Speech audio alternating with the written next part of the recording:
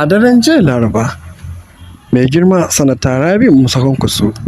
ya samu kai ziyarar ta'aziyya da kuma jaje ga Mai Girma tsohon shugaban Majalisar Dattawan Najeriya, Sanata Ahmad Lawan a gidansa da ke Abuja,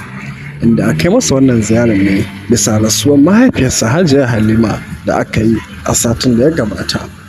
Sanatan dai a cikin jawabinsa ya bayyana irin hali da ya shiga bayan samun labarin na wannan rasuwar wannan mata, inda ya bayyana cewa Hajiya Halima kowa ya sani mace ce mai kawan maza wacce take ta taka rawar gani wurin ganin ta inganta rayuwar matasa da kuma ɗaukacin makusantanta. Ya kuma musu fatan Allah ya ji kanta kuma Allah ya sa can tafiye mata nan. Kamar da kuka sani dai Sanata Rabiu Musa Kwankwaso ya kasance ɗan siyasa wanda ya san irin abubuwan da ya kamata ya yi a cikin al'umma, wanda kowa ya san irin gudunmawar da yake badawa da kuma irin muhimmanci da yake ɗauka al'umma da su, inda ya sa ya kai masa wannan ziyara a jiya domin ainihin masa wannan ziyara ta jaje da kuma ta'aziyya ta daukacin tawagar da ya samu zuwa da su. Ya kuma yi mai girma sanatan fatan alkhairi da kuma fatan Allah ya ƙara yawan rayuwa albarka kuma Allah ya